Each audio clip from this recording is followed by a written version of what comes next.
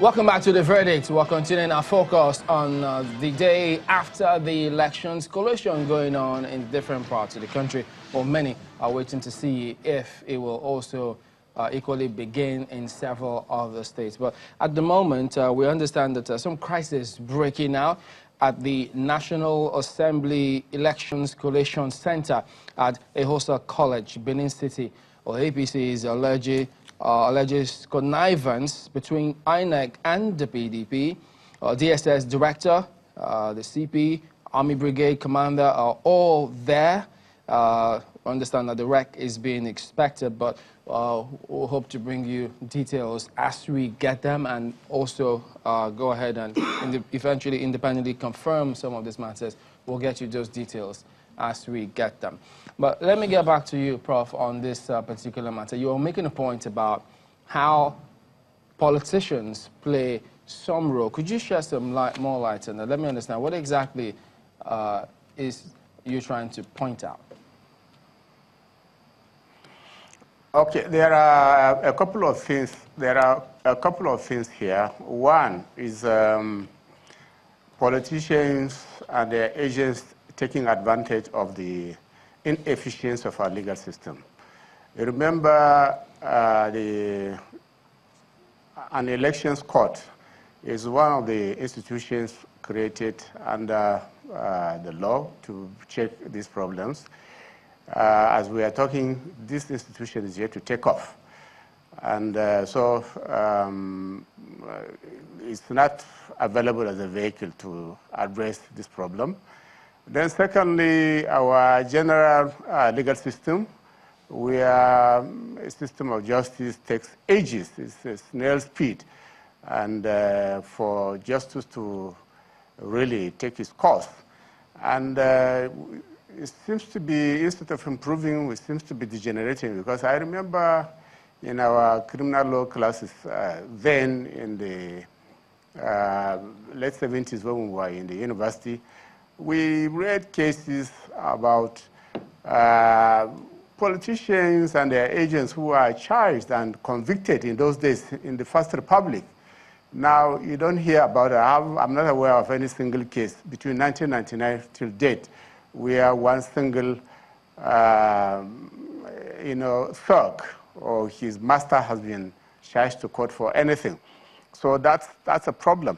And then lastly, in this regard, the resources available to political office holders is such a huge incentive for people to adopt these desperate measures, because once they get into offices, it's like they have access to our national treasure, and whether as governors or legislators or whatever it is, far, far beyond what obtains anywhere in the world. So people are prepared to kill in order to access these resources. And we've had this conversation at the beginning, I remember, of this government, even the civil society group, they joined in the conversation, came up very strong with demonstration in the National Assembly to want to know and review the packages for the lawmakers. Until date, nobody can tell you how much these people are getting, both officially and unofficially. So it seems to be the main vocation through which people make mind-boggling riches. And so this has become a major incentive for people to become very desperate in using any method and any means. And of course, finally, there's an adage now which most of them have adopted, which is don't be the petitioner, be the defendant in an election matter.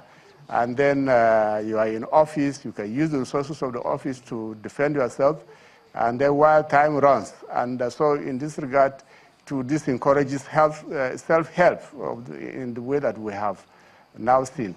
So this is a very large conversation that we need to have in our country, because we can't reduce everything to a military security operation. Elections are not meant to be like that. It's supposed to be, as I said at the beginning, a civic duty, a civic activity where in some places people even post their votes, to the election commission, and then it arrives.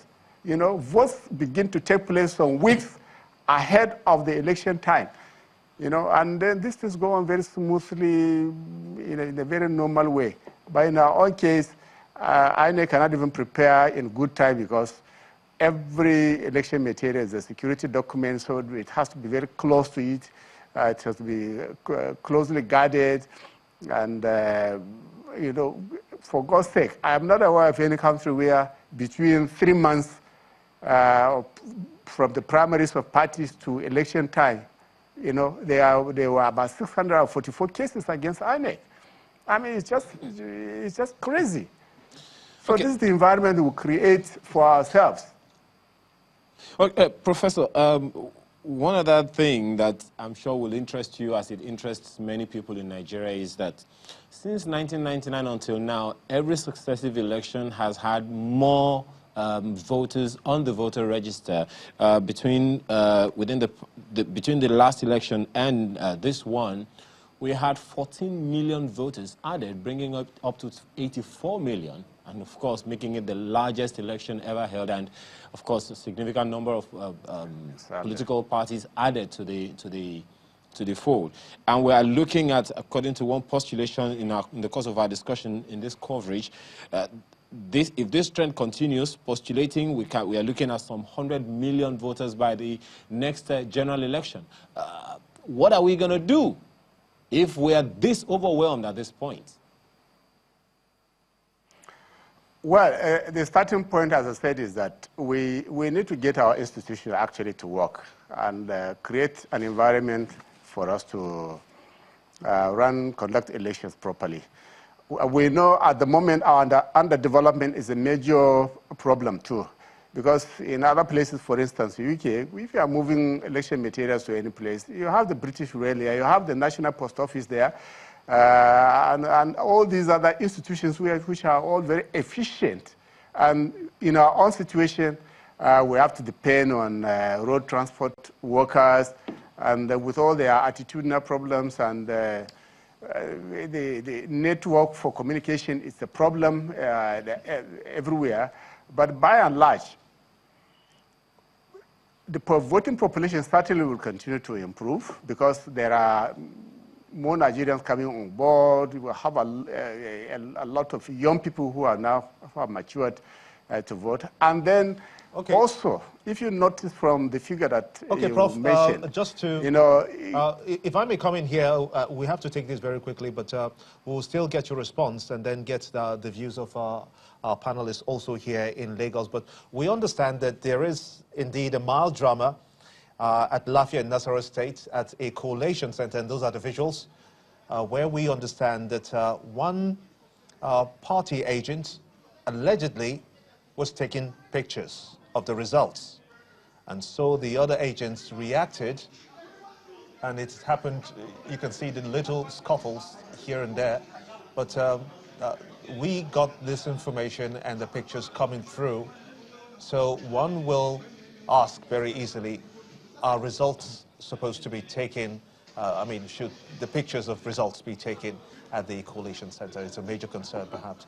We'll need some more clarification as to this conduct by some party agents, we understand. But let's come back let's come back here and see. But it's troubling. Before we interestingly, from what the comment that we heard the other time, Mr. Chukuma made, the Clean Foundation had this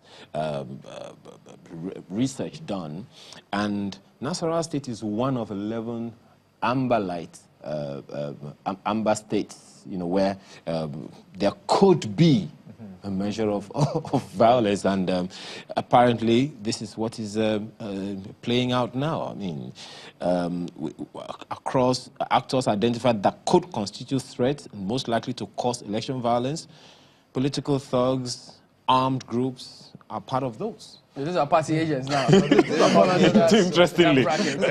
Interestingly, party agents is not one of the likely causes of according to the research. What is wrong with taking pictures? I think it speaks to the firmness of whoever is managing that process. Because taking pictures is not a crime. As a matter of fact, it should be encouraged. So it's a responsibility of whoever the INEC person managing that process and the security agencies present. Because all somebody needs to do is to stand up and say, yes, gentlemen, if you also want to take pictures, take your pictures. If you don't have anything to hide, you shouldn't have any problem, unless if that person is being disruptive. Unless if that person is disrupting the process while doing that. Otherwise, you can even say, okay, I'll even take the picture for all of you and share your phones. So, you know, I mean, these are, they are cover up for some other tensions that people might want to play up. Ordinarily, taking pictures is good, should be encouraged. And besides, maybe we should also bring in that point which had to do with transmission of results from the polling, as INEC has talked about it. I mean, how much of that is being implemented? Because, and how much of that do people actually understand? Because if people are going to snatch the ballot boxes and disrupt the counting of these results, if they've been transmitted electronically already, would snatching the ballot or burning those materials? Yeah. So it's a function of at what point did they burn those ballot papers. So if it's before counting, it's unfortunate, then that is gone. If it's after counting, so one would expect that have the result been entered into the results form? Has it been posted? Perhaps that has not happened. So what INEC has told us about transmission is that, okay, the card reader is able to transmit the data imputed into it to some central server for INEC, which is good. However, the ballot paper still is an essential part of this. Because if the result from that place is being called to question, INEC would have to, the court can ask INEC to produce the ballot paper. So what INEC has done to prevent, to forestall any of such is to say, if you snatch ballot box anywhere, then we are going to invalidate the result of that place. And people think, oh, by means of that, snatching of ballot papers, boxes have become thing of old. No. What you simply do is watch where your opponent is likely to have an upper hand. You snatch the ballot and invalidate result from that place. And that is happening. So it must come back to, one, enforcing the laws. So people who snatch ballots, we need to prosecute and get them to face the music. It must come back to our electoral process and our psyche, improving to the extent that not only would we respect the ballot, and one thing that I see happening in all of this also is that until our elections become less centralized as it is, that is what should be aspirational for us. If so you bring you prefer staggered elections? No, not staggered.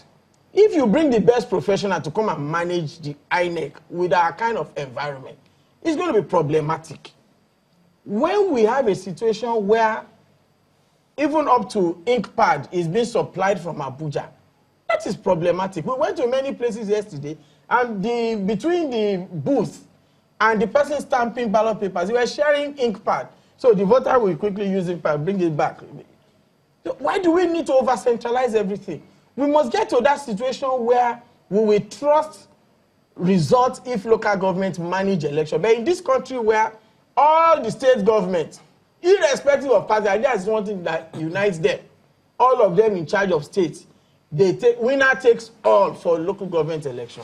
Okay, well, we understand that residents in Ogun State at the moment are reacting to the counting of results, and maybe it's, I think more information will come through as to why that is the case at the moment. We don't exactly have that, but some reactions coming through about that. Okay, let's see if we can listen to and hear what's being said. Well, Centenarial, as we know, is it's the collation center for the senatorial district, Ogun Central Senatorial District. And so far so good. We are still expecting results from other local governments other than Abeokuta South. And presently, the results from Abeokuta South is still being collated. We have only gotten 7 wards out of the 15 wards. So it is actually not a good signal, because one would have expected that by now the collation should have been faster than this. But we still have the belief that other results, as they are coming in, they will be collated and later in the day announced accordingly. So they want a faster process, basically. I mean, what is happening? Where would the results be in? Ogun State is not riverine. And they finished elections a lot earlier. A lot earlier. Yesterday night, as of 10, 11 in some places, we sent our observers at the local government level to... The results had not gotten to local government. Some of the results are only getting to local government this morning. And you imagine collating at polling units, getting to ward, to local government shouldn't take such rocket science. But didn't you expect this? Because Ogun State, leading to the elections, had got a lot of complications, as it were. Yeah, but it's not a problem in Ogun. Also, even at the point where the rallies held there, it was also a concern for the leading party in the state there. But having seen all of that, would you be surprised then that results are still at the stage that they are in Ogun State? But get your thoughts. Yes, but that is also if we now have government with the will to get things done well, with the will to protect voters as well as their intentions. And that is why this country should rise up to be ready to do the right things. That is why when we are auditing the system, as we are going to audit the system now, we must know what do we want. My colleague said that it's very important to say, can't local government or state governments conduct elections? Now, and he also said that it's not possible at this stage because the local government